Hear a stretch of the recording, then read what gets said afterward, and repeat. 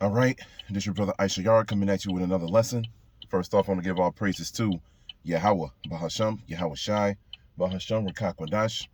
Double honors to the apostles of the great millstones I learned this truth from. Honors to the elders and brothers out there pushing this word through the four corners of the earth within truth and sincerity. And shalom to the Aqua that's listening and learning.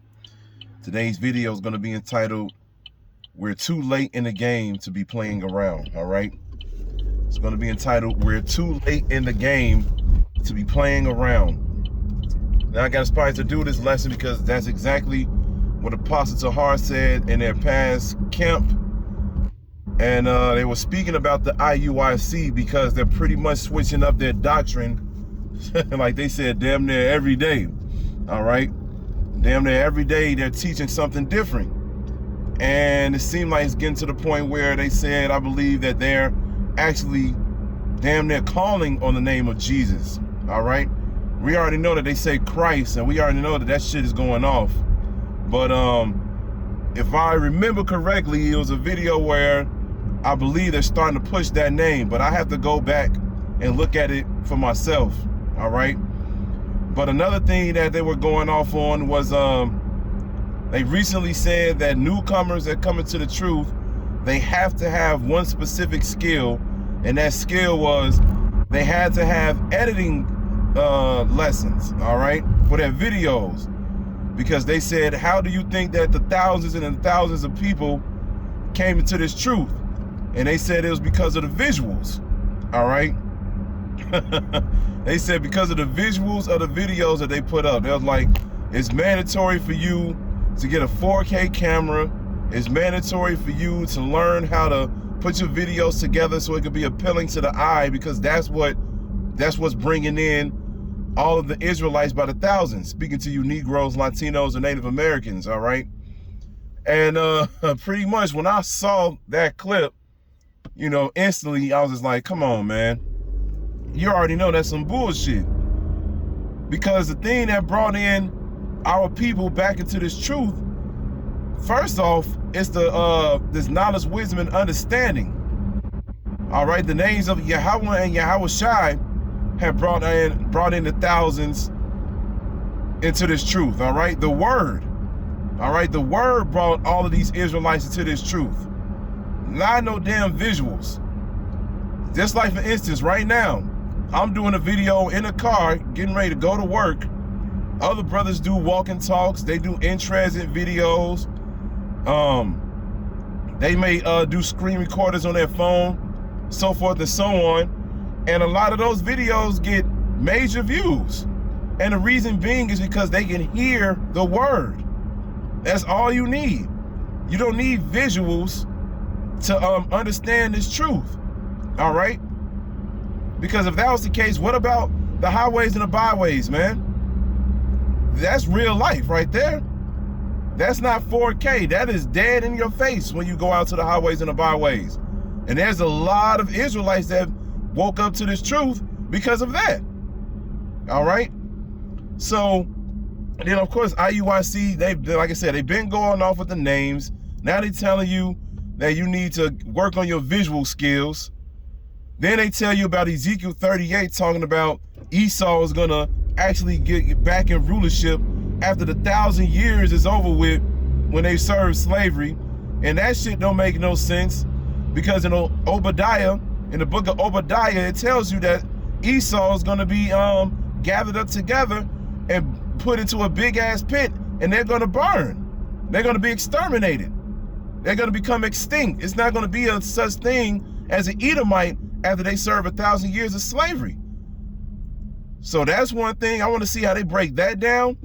And then the thing is, how would Esau even have a chance to come back into rulership while we're in power, when we're going to be living gods on earth? What can Esau possibly do to stop the living gods of the earth, man? This is not no comic book where Esau's going to find some kryptonite and shoot it at us, and we're going to get weak, and it's going to get to the point where Esau can take over on some Batman versus Superman shit, man. This is not a movie. When Esau goes and serves slavery, he will not be back in captivity. All right. So just like the apostle said, this is not the time to be playing around. We're too late in the game. Literally, the MOTB is right around the corner. Everything is right around the corner. And that's another thing, like the apostle's been saying. They want to see how they react and these other camps react when an MOTB is finally mandatory. Because the thing is, when that's mandatory, what are they going to tell their congregation? When that congregation really, and they realize that they can't go buy or sell. They can't live or go to work without that chip.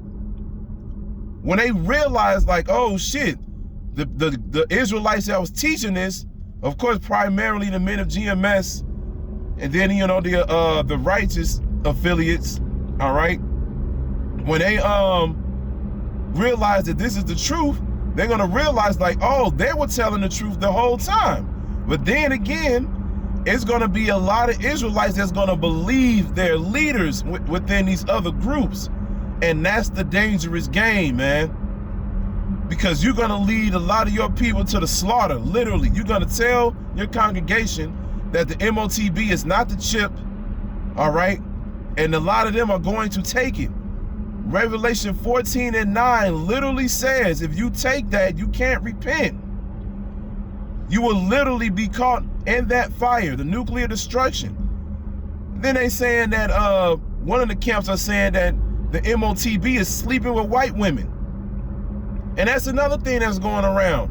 All of these camps are pushing videos talking about, oh man, y'all need to stop sleeping with these white women. You know, that's not biblical. You can't lay down with the heathen nations.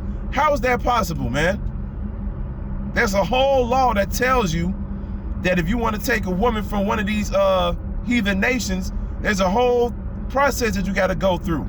All right, it tells you once you get one of the women, if you take one of the women from the heathen nations, they got to shave their head. You got to let them bewail their parents for a whole month.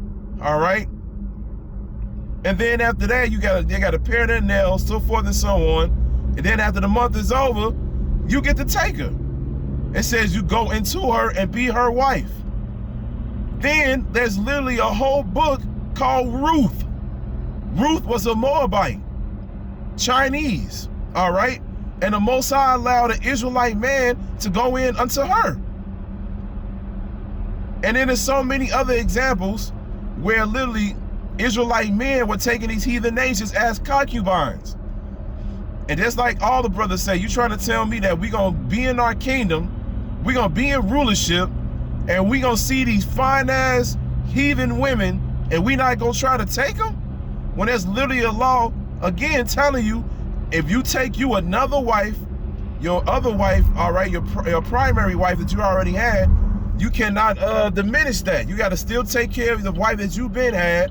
Then you still got to take on the duties of a husband with the second wife you get.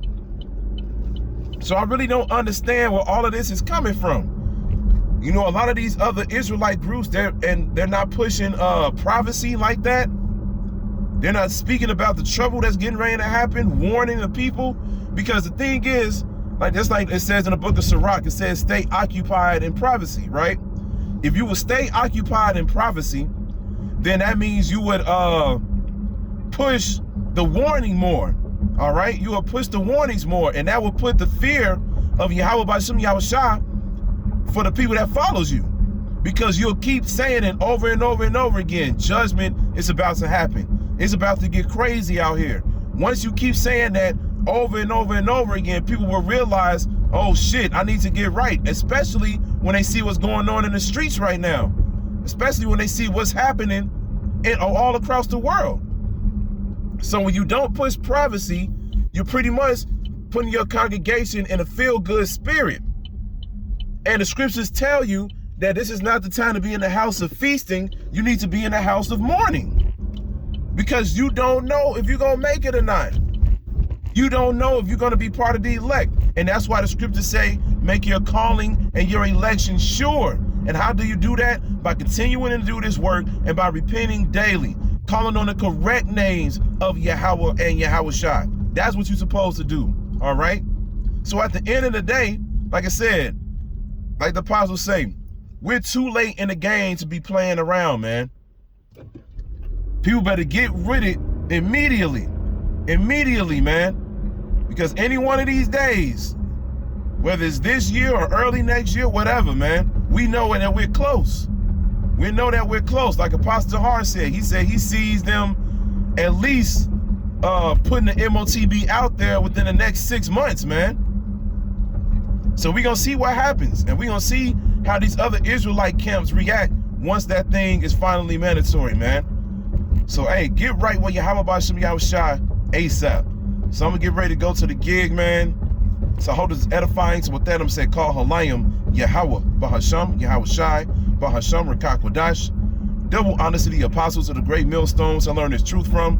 Honors to the elders and brothers out there pushing this word through the four corners of the earth within truth and sincerity. And shalom to the Akwat that's listening and learning. And Yahweh Ratazah, I'll be back with another lesson. Keep pushing, Yasharala. Keep pushing. We almost out of here. Shalom.